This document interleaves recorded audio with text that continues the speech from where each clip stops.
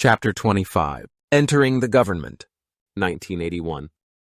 After 4 long years, Shanghai appeared unchanged. Although the Cultural Revolution had officially ended, its impact lingered in the city. The crowds remained as dense and the traffic as chaotic. The buildings looked just as weathered and gray as when I left. The Huangpu River waves continued to crash endlessly against the Bun's stone embankment. The Suzhou Creek continued to flow black, foul-smelling, and filled with garbage, its odor lingering like a memory the city couldn't escape. Fellow soldiers who returned to Shanghai before me painted a grim picture. Most discharged soldiers had to take jobs as bus conductors. The military was now in the midst of significant downsizing, and the local government struggled to manage the fallout. My own circumstances felt even more overwhelming. I waited at home for weeks, feeling restless, uncertain, and exhausted from a blend of hope and doubt. Then, one morning, I received a brief notification instructing me to report to the Civil Affairs Bureau. There were no explanations or details, just a solitary line printed on stiff gray paper. So I went. The office was gloomy and stuffy. Its windows were covered in dirt. A clerk passed me a folded document, an assignment notice. I opened it, anticipating the usual content. Then I saw the words, Shanghai Municipal Government. I blinked, reread it. Shanghai. Municipal Government? I stood paralyzed in place. This had to be a mistake. I nearly asked the clerk, but then I recalled my military enlistment 4 years prior, when I had misinterpreted the initial notice and failed to understand its authenticity. Could this really be happening again? I clutched the paper tightly and stepped out of the building. The city hummed around me, just like always. My feet hastened, then surged faster. I almost sprinted through the familiar streets and alleys of my childhood, yet everything felt transformed. Charged, electric, the air thick with the promise of a storm. Back home, in my small 12-square-meter room, I couldn't sit still. I paced restlessly, my heart racing. How did this come to be? How had a forgotten soldier from an impoverished mountain outpost, dusty boots, still caked with Anhui clay, suddenly been assigned to the center of Shanghai's power? There was no answer, only the stamp on that notice, and the deafening silence of possibility. The following morning, still somewhat in disbelief, I went to the Grand Municipal Building on the Bund. It was merely a 10-minute stroll from my home. I had walked past this building countless times and witnessed history unfold right before my eyes in front of it. In early 1967, at only 8, I stood amidst the crowds during the January storm, watching as the sign for the People's Commune was raised, replacing the original government plaque. Soon after, that sign was removed, giving way to a new one, Shanghai Revolutionary Committee. The names had changed, the slogans had changed, but the soldiers guarding the entrance never did, rifles slung across their shoulders, standing like statues. Political power grows out of the barrel of a gun. And here was the barrel's shadow, Shanghai's very seat of power. Still wearing my military uniform, I approached the guard at the side entrance and handed him my assignment notice. He nodded silently, allowing me to pass. I entered the most iconic building along the Bund for the first time. Once known as the HSBC Building, the leading bank in Asia and the largest in the Far East, it was now the seat of the Communist municipal government. A monument of Western imperialism had been seized by a revolution that vowed to dismantle it. The irony was not lost on me. A party that advocated frugality, hardship, and proletarian values now occupied a palace built by capitalists. I walked through a dim, teak revolving door and entered a brightly lit atrium. Sunlight flooded in through the domed glass ceiling. The floor sparkled with detailed mosaic tiles and smelled of polished stone and a delicate wooden frame. I paused, amazed. A marble staircase elegantly rose in a sweeping arc. Its handrails shimmered with gold and silver inlays. The ceiling was adorned with frescoes, their vivid colors after many years. Every detail reflected meticulous craftsmanship, right down to the shine of the brass door handles. It was lavish, majestic, awe-inspiring. I ascended the stairs slowly, bracing myself for someone to stop me. I felt like an outsider in a hall filled with privilege. I had trudged along muddy mountain trails in rural Anhui only weeks earlier, dwelling under basic roofs and surviving on pickled radishes and rice. But now I was on the marble floors once polished for foreign bankers and international elites, and now only for the top leaders of the city. Perhaps I was the one who had changed. Or maybe the contradiction had always existed, concealed in plain sight. But one thing was certain. The people of Shanghai, the workers and families this government claimed to represent, had no idea what lay behind these doors. And I, a soldier fresh from the front lines, was about to find out. As I reached the second floor, my heart began to race. I scanned the line of gleaming office doors. Finding the number on my assignment notice, I gently knocked before stepping inside. Though not particularly tall, the office was spacious and open, with seemingly endless interconnected rooms. The wood-paneled walls and soft carpets muffled all sounds. Sunlight poured through large windows, casting a gentle, solemn light over the rows of meticulously arranged desks. A middle-aged man in a sharp Zhongshan suit glanced up from his desk. His demeanor was composed and formal, yet not unkind. He took the slip from my hand, quickly scanned it, and instructed, "Wait here a moment."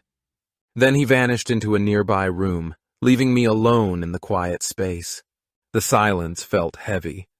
The walls carried a faint scent of ink and aged wood. I stood there, trying to comprehend my surroundings, the inner sanctum of Shanghai's government, the hub of municipal power, the center of a bureaucracy that had once seemed as remote to me as the moon. And now, was I truly going to work here? The thought made my chest tighten. This felt like redemption. A strange, full-circle return from Anhui's muddy hills to the city authorities' polished floors. The cadre returned. Without any fanfare, he presented me with a sealed letter. "Tomorrow," he stated, "you'll be reporting to the Shanghai Exhibition Center." I blinked in surprise. The exhibition center? He nodded, confirming it. I managed a polite smile, expressed my gratitude, and left. Outside, a light mist floated above the Bund, draping the city in a soft, watery shroud. The river glimmered faintly behind it, while a chilling wind seeped through the seams of my uniform, piercing my bones. The city appeared surreal, yet I no longer felt entranced by it. My dream of working here, at the genuine center of power, had evaporated. I wouldn't be lingering. I had been reassigned once more. The next day I reported to the Shanghai Exhibition Center. Previously known as the Sino-Soviet Friendship Building, it was my childhood paradise, a grand structure I admired during kindergarten field trips, its spire soaring into the clouds like something from a Soviet fairy tale. Back then, it seemed like a monument from a different era. Now I entered its doors not as a starry-eyed child, but as an employee. Regardless of perspective, the workplace was pleasant, clean, spacious, well-organized, and connected to the government framework. It exuded an air of prestige and security. However, it was a far cry from the grand marble halls of the city hall I had recently toured. A small, persistent part of me longed for that experience, still wishing for a position among the decision-makers. I was assigned to the painting unit. The tasks for the unit were simple and modest: painting and decorating exhibition halls, creating signs and banners, and enhancing political and trade events to make them visually appealing to the public. The team consisted of 5 or 6 women, all older than me, who were street smart, practical, quick to joke, and quite loud. The only other man was our team leader, an older man from rural Shanghai, characterized by a permanently red nose and the persistent scent of baijiu, clear liquor, on his breath. He took an immediate liking to me. "You're a good one," he said, patting my shoulder with a paint-stained hand. "I'll train you myself." One of the women, a boisterous, fast-talking big sister, ensured I was aware of the pecking order from day one. She pointed at me with dramatic flair and announced, "Hey, don't call me by name. Call me Ajia, big sister.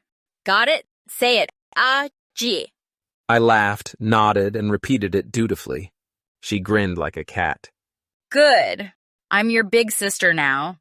Just you wait, I'll find you a girlfriend." The team leader treated the job like a craft, a calling, almost. He was always in motion hauling ladders, mixing paint, adjusting scaffolding with a pride that elevated the work. "This is how you hold the brush. He instructed, demonstrating with steady hands. This is how you mix. See the consistency. Don't rush. Feel the surface." Despite his shabby uniform and the ever-present whiff of liquor, he moved with grace. His hands were weathered but precise. Ajie watched, amused. "Oh my, look at you. Are you already training your replacement? Do you think this soldier's going to stay in the trade? Go dream." The old man just chuckled. "Let me dream. Maybe one day he'll be better than me." The others laughed, but he remained serious. Day by day, he taught me everything he knew, and I respected him for it. 2 months into my new role, something unexpected happened. Management summoned me for a new additional assignment. "We'd like you to take over editing and designing the Exhibition Center's Blackboard newspaper." In state-run work units, the Blackboard newspaper played a significant role.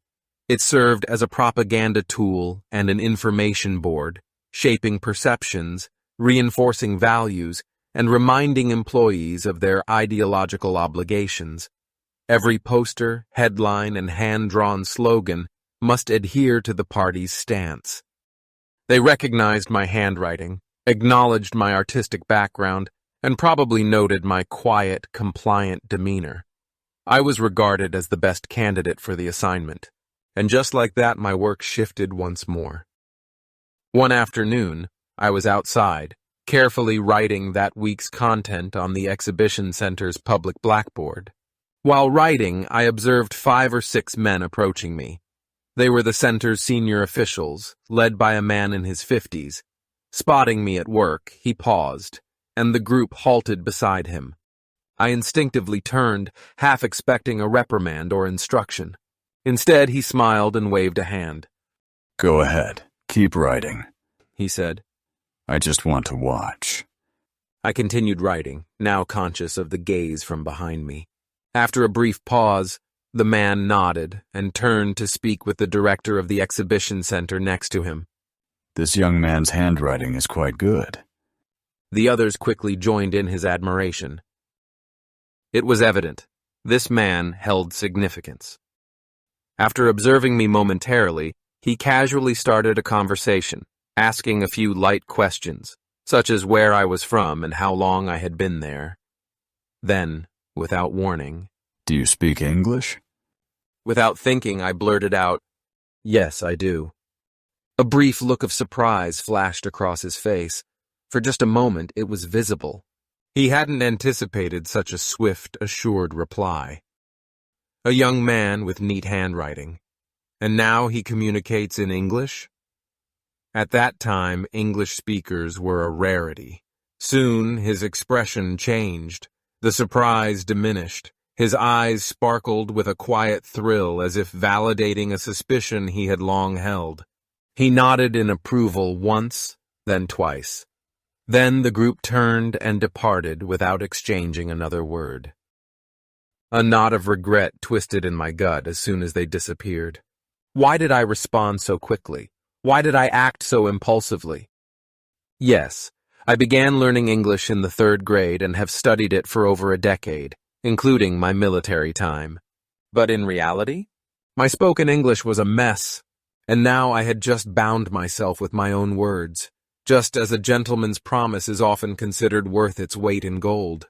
But where had I just directed myself, and what lay ahead? Somehow, Jie from the painting unit found out about my encounter with that old man. She grinned knowingly and said to me, You're getting promoted. I was confused. Do you know who that old man is? She asked.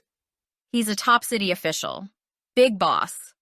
Before the Cultural Revolution, he was the director of this exhibition center.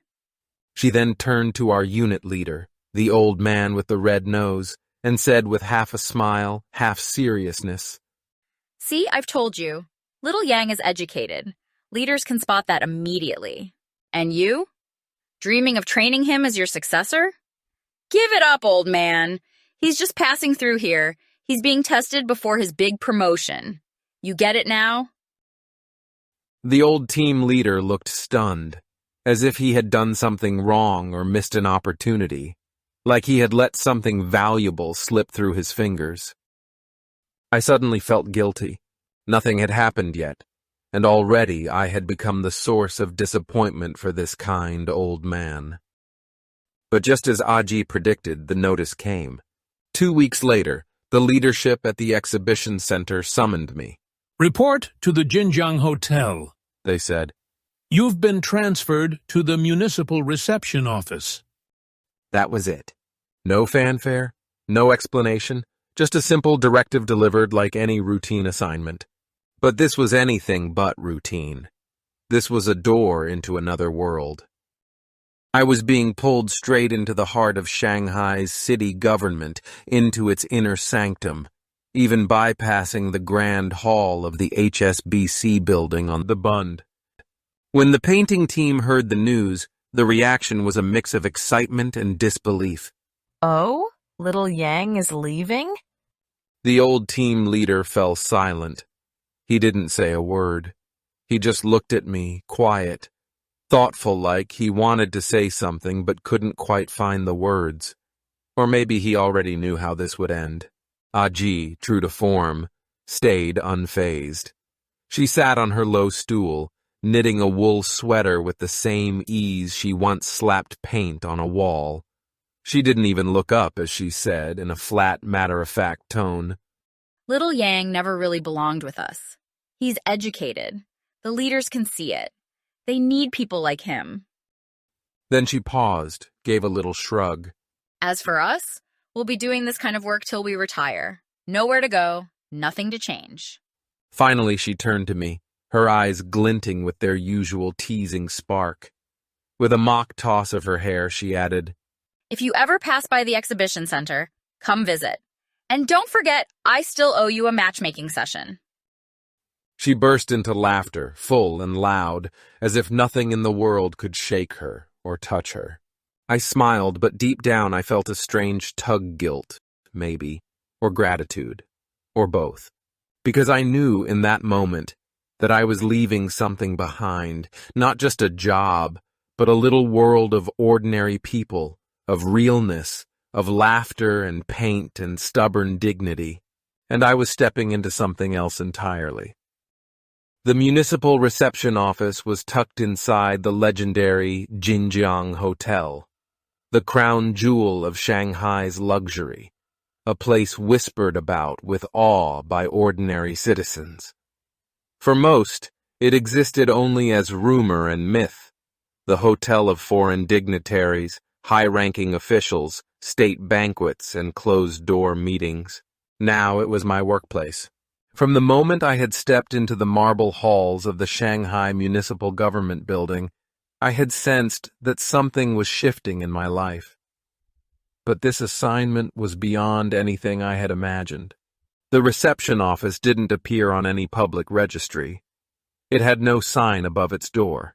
It wasn't listed in any brochure or directory. But behind its walls, some of the most sensitive operations in the city took place. visits from Central Party leaders, arrangements for foreign delegations, and meetings that shaped policy at the highest levels. It was a different universe.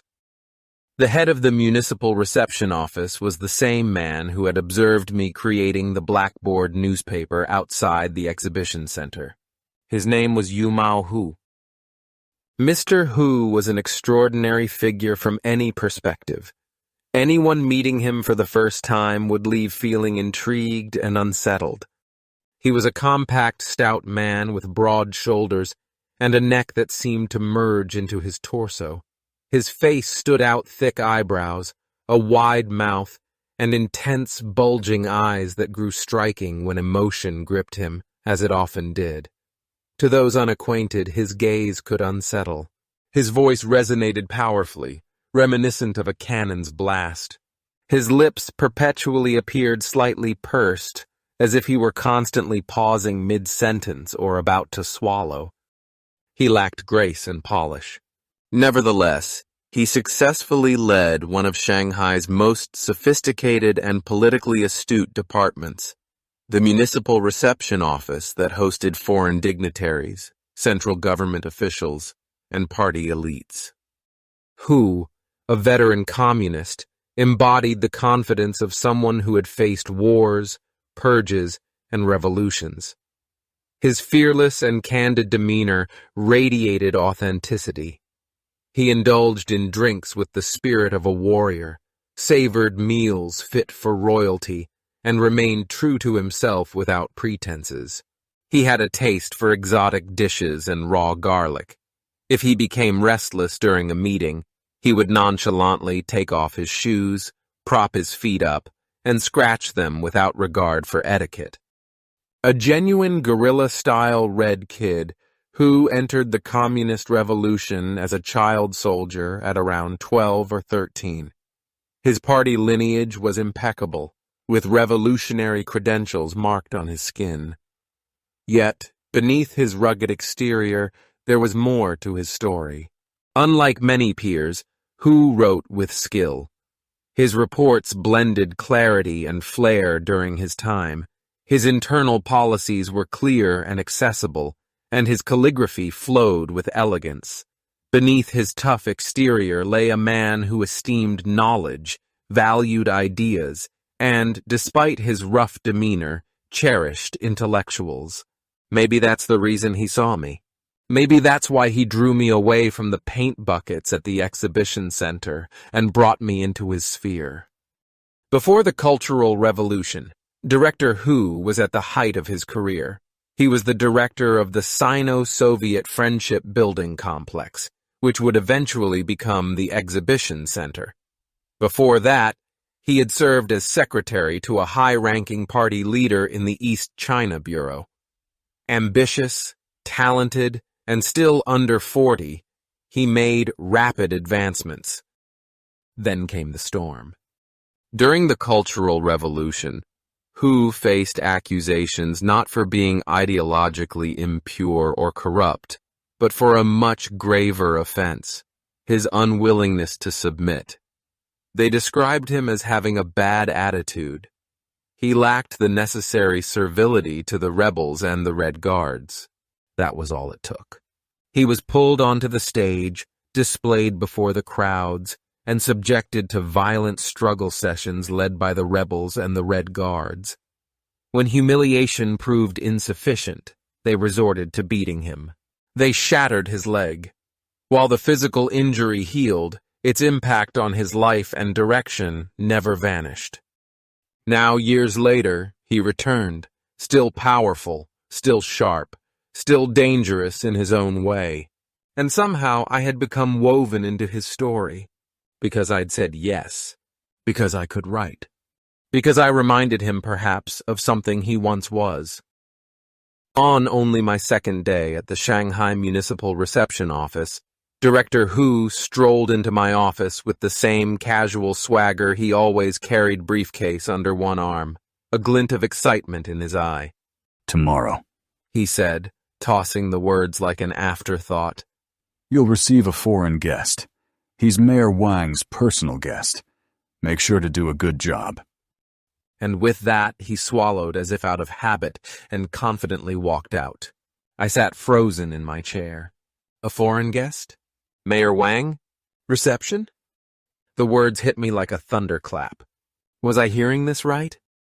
I had been in this top-secret government unit for less than 48 hours.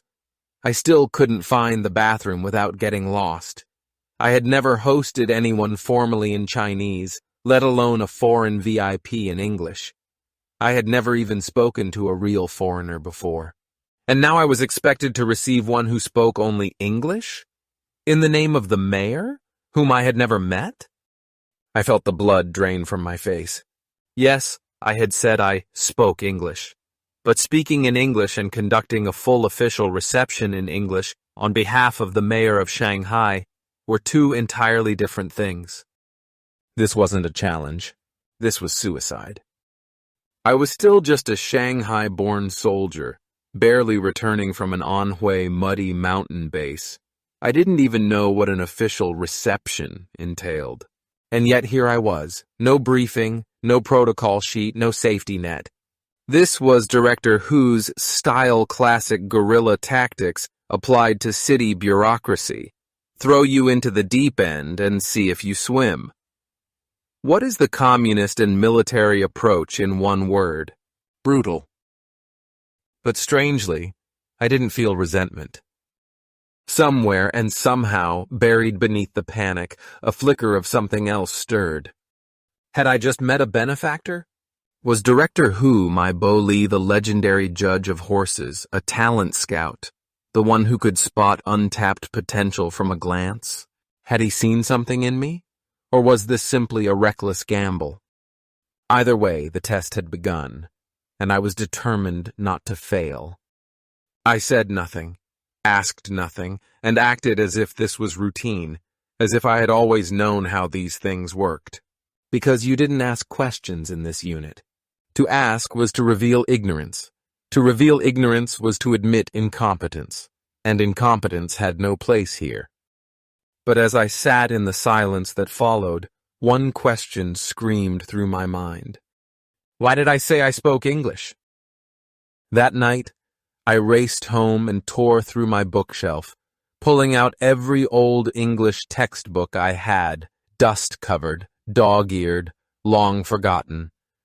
I crammed vocabulary into my brain like my life depended on it, because in a way it did. I studied deep into the night, whispering words, imagining conversations, rehearsing greetings, and practicing not to tremble. The next morning I arrived at work early, pale, tired, but composed.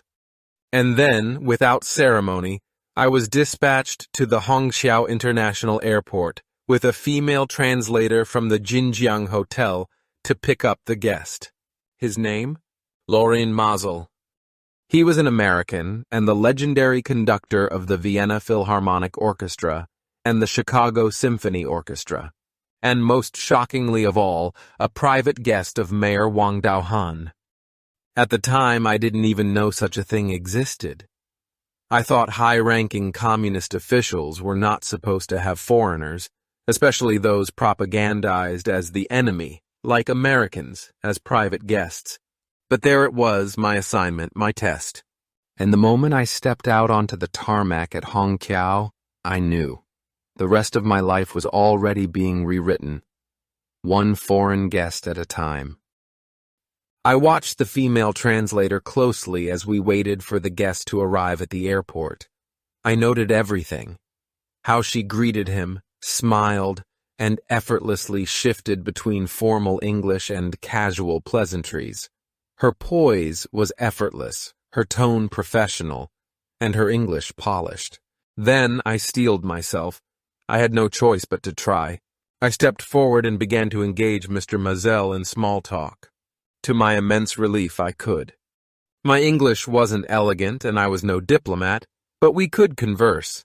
He understood me, and I understood him. And that small success, those few exchanged sentences, gave me enough confidence to breathe. The translator, a seasoned professional, seemed pleasantly surprised. She glanced at me and smiled. Then came the curveball. This afternoon. she said lightly. Why don't you take him for a walk on the Bund? I have a meeting this afternoon. My stomach dropped. Just me? Alone? Of course, I didn't say that. I smiled and nodded as if it were the most natural thing in the world. But inside, my heart was pounding again. One-on-one with a world-famous conductor on my second day on the job, no supervisor, no script, no backup. Just me and my broken English. Once again, I'd been thrown into the fire. Once again, I had no choice but to survive. That afternoon, I met Mr. Mazel in the lobby of the North Building at Jinjiang Hotel. A Shanghai brand sedan waited outside, engine idling. We stepped in and the car pulled away. We drove through the city's crowded streets, past the plane trees, the mixed-style buildings, and the fragments of old Shanghai still clinging to the edges of change. Then we arrived at Yan'an East Road. We stepped out and started walking along the Bund, heading north.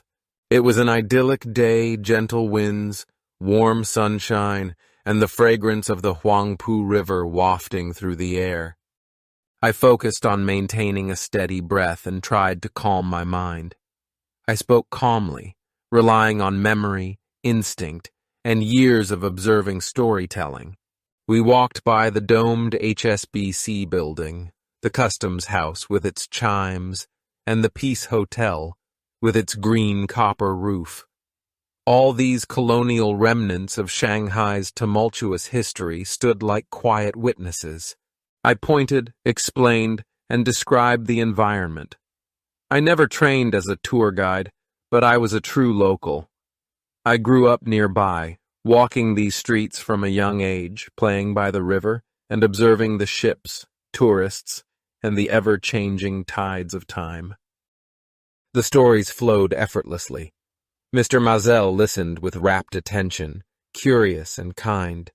My fear gradually faded. Then, I shared something surprising with him.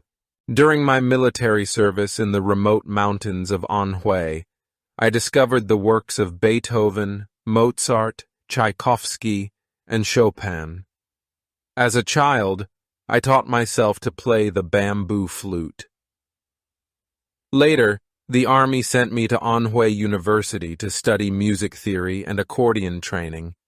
I uncovered a lifelong passion for Western classical music through these simple instruments. At this moment, Mr. Mazel's eyes lit up. The ice was broken entirely. We had found common ground, not in politics or diplomacy, but in music. Music served as a universal language, connecting two lives that were vastly different. And in that moment, walking side by side on the Bund, the Huangpu sparkling beside us, I felt it. I belonged. Not as a diplomat, not yet as a professional, but as a human being, a young man with a story to tell. And that was enough. As we walked east along Nanjing East Road, I guided Mazel to a music store I had cherished since childhood, a place where I used to stand on tiptoe to glimpse flutes behind glass, dreaming of melodies without words. Upon entering, the aroma of aged wood and lacquer welcomed us like a familiar old friend. I looked over at the elderly shop assistant at the counter. "This is a distinguished guest of Mayor Wang," I said. "He's a symphony conductor, here to look at instruments." The man's face brightened with excitement as he rushed to the back, soon returning with a charming array of Western instruments, violins, trumpets, clarinets, and even a French horn, each unwrapped like a prized possession. However, Mazel's gaze was not on these Western instruments. Instead, he indicated the wall adorned with traditional Chinese instruments, standing poised and elegant. I'm more drawn to these, he remarked, grinning. The shop assistant, clearly honored, quickly retrieved an erhu and a bamboo flute for him. Mazel admired both the flute and the erhu, appreciating their craftsmanship. Then he handed the flute to me and requested, "Play something for me." I felt anxious, but my hands instinctively knew what to do. With a deep breath, I lifted the flute and played. I began with the herdsman's new song, a soft, pastoral melody that resembled a gentle breeze rustling through the grasslands. Then, whipping the horse to transport grain, a lively, rhythmic, and urgent harvest scene. I played pieces I had practiced since childhood and performed at military festivals and competitions. Now, I played them in a quiet music store for one of the world's renowned conductors. Mr. Mazel closed his eyes, gently tapping his fingers to the rhythm on the glass counter. When I finished, he erupted into applause. Wow, now I see why Mayor Wang asked you to accompany me. He chuckled. You're a real musician. Ha ha ha, bravo. He gave me an enthusiastic thumbs up and laughed again, bursting with joy and life. That evening, the Jinjiang Hotel exuded its signature elegance, but something remarkable was taking place inside. A private banquet. A round table with 5 chairs.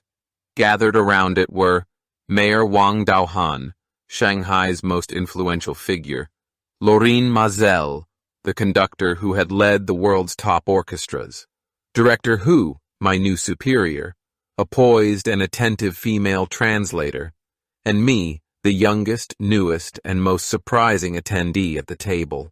I remained silent, still perplexed about how I had found myself there. Mazel recounted our afternoon as dinner progressed, our stroll along the Bund, our trip to the music store, and the unexpected flute concert. He spoke affectionately, filled with laughter and respect. Then, in front of everyone, he commended me, sharing insights from our conversation, my familiarity with the city, and my grasp of music. I felt paralyzed. That afternoon was a trial, a precarious balancing act without any safety net. I had focused on avoiding failure every moment, but to him it was sincere. I didn't dare glance at Director Hu or Mayor Wang. Then I heard a soft chuckle. Mayor Wang. He reclined in his chair, his eyes narrowing slightly as he examined me, thoughtful, deliberate, scrutinizing with the keen look of someone accustomed to witnessing many successes and failures. After a moment, he turned to face Director Hu. Not bad, He remarked. Where did you come across this young man? Director Hu's expression brightened, as if he had just won a covert battle. His smile was wide and victorious, and his chest swelled with pride. Although he tried to remain composed, it was clear that he was radiant. At that moment, I understood. It wasn't merely a dinner.